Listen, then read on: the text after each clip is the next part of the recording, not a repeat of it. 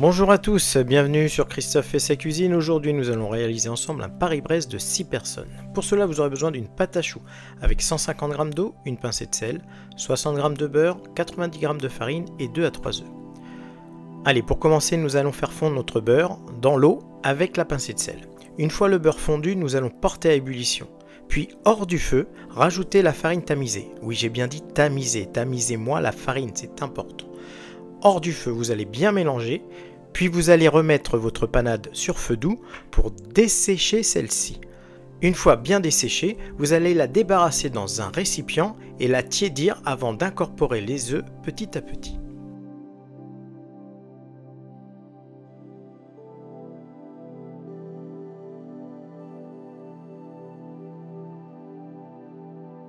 Allez, c'est le moment pour préchauffer votre four à 180 degrés.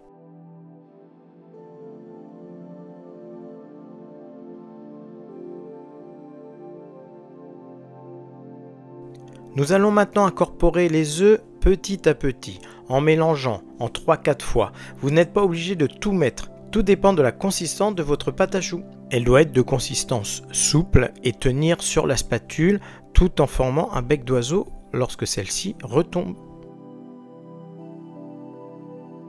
Allez, préparons votre matériel. Préparez 2 plaques si vous en avez 2, une pour la base et l'autre pour la chambre à air. Je vous expliquerai à quoi ça sert plus tard. Une poche jetable et une douille numéro 15.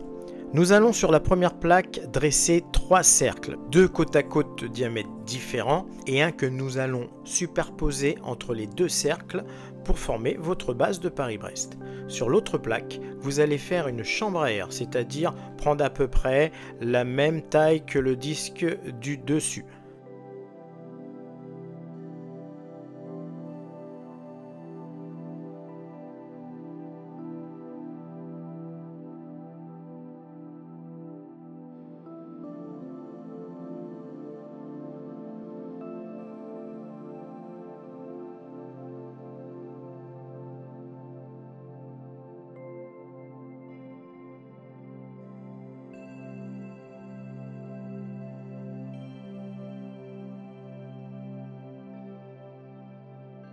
Une fois le dressage terminé, il est temps de dorer notre base puis de parsemer légèrement le dessus d'amandes effilées. Alors j'ai pas filmé l'enfournement et le défournement, mais laissez à peu près 40 minutes au four à 180 degrés pour la base du Paris-Brest, puis environ 30 minutes pour la chambre à air.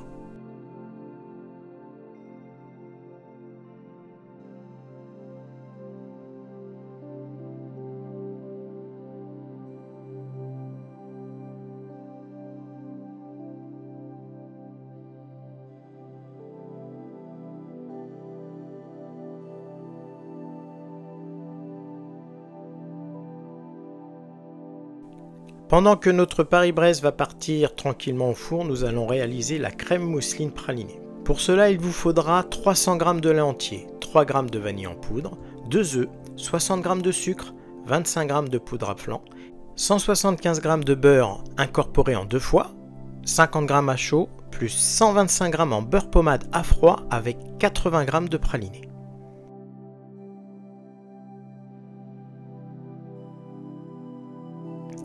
Dans une casserole, nous allons faire tiédir notre lait, puis incorporer la vanille en poudre pour qu'elle s'infuse légèrement. Ensuite, dans un récipient, nous allons casser nos œufs, battre nos œufs, incorporer le sucre, bien blanchir l'ensemble, puis rajouter notre poudre à flan et bien mélanger l'ensemble avant de nous retrouver devant notre casserole de lait ou à infuser légèrement la vanille pour cuire notre crème pâtissière.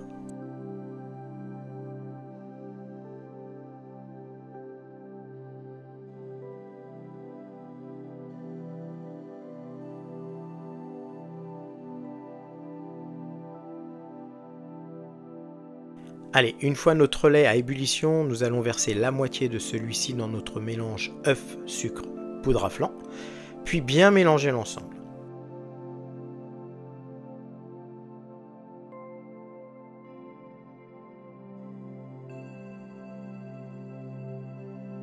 Nous allons ensuite remettre notre lait à chauffer sur le feu. Puis verser notre mélange dans la casserole et cuire notre crème pâtissière jusqu'à ébullition.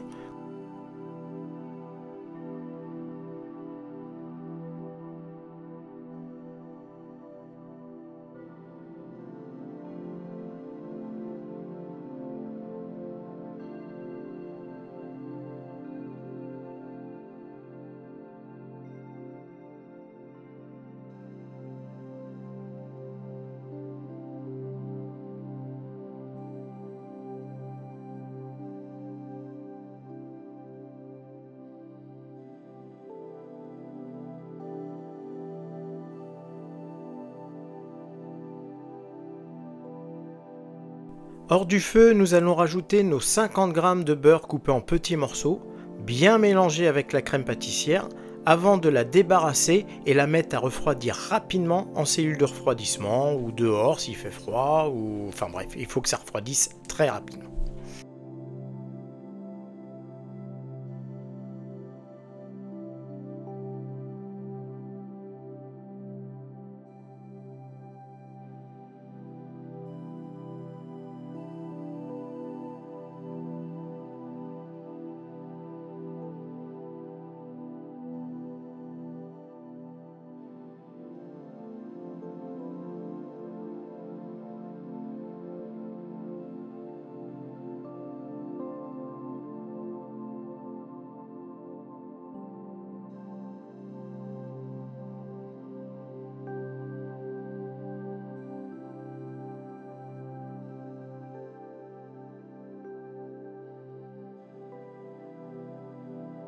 Allez, notre crème pâtissière est maintenant en cellule de refroidissement, nous allons attaquer notre beurre pommade praliné.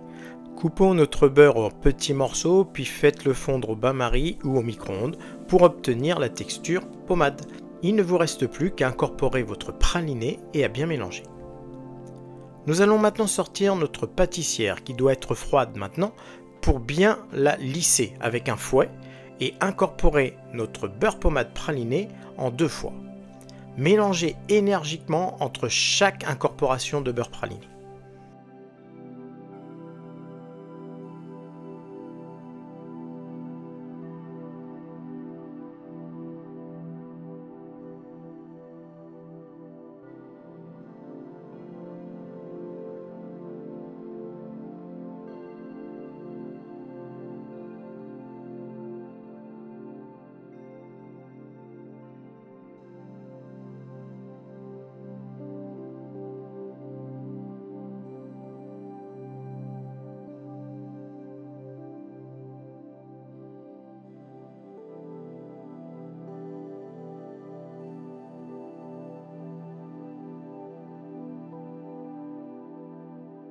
Voilà, nous avons obtenu une crème mousseline pralinée, lisse, onctueuse et homogène.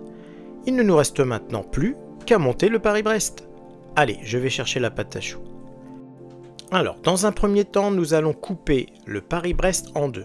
Alors, pas 50-50, on va dire 1/3 le chapeau, 2/3 le corps. Ce qui nous va permettre après d'incorporer notre chambre à air. Alors là, notre chambre à air est un peu petite, donc on va la couper en 4. Vous allez voir sur la vidéo, vous allez comprendre. Un petit morceau de pâte à choux, c'est pour moi ça. Alors, le chapeau, on le met de côté et on va couper la chambre à air en 4 et la disposer régulièrement dans le corps de notre Paris-Brest. En attendant, vous pouvez saupoudrer votre chapeau de codinège ou de sucre glace si vous n'en avez pas. Alors la différence entre le codinège et le sucre glace dans le frigo va prendre l'humidité et va fondre, va former un sirop. Le codinège, il ne va pas bouger. Alors voilà, j'ai coupé ma chambre à air en 4 et je la dispose uniformément dans mon Paris-Brest. C'est le moment où vous allez faire le montage avec la crème mousseline. Alors vous allez me dire, mais pourquoi cette chambre à air ? Pourquoi on ne remplit pas entièrement ce Paris-Brest de crème mousseline? Pour 2 choses. La première, pour le volume. Vous allez gagner en volume et quand vous allez mettre le chapeau, vous allez voir que ça va être très harmonieux. La deuxième, c'est pour pas que ça soit trop bourratif. Remplir ce Paris-Brest de crème mousseline sans chambre à air, vous allez voir, vous allez faire des petites parts. Là, les parts sont un peu plus généreuses et le fait d'avoir une petite chambre à air en pâte à choux dans ce Paris-Brest, ça va vous apporter un petit peu de légèreté. Je vous ai mis la coupe de Paris-Brest à la fin de la vidéo. Vous allez voir la chambre à air, pourquoi elle est utile. C'est le moment pour remercier Aminata et Lilian qui ont été mes assistants du jour.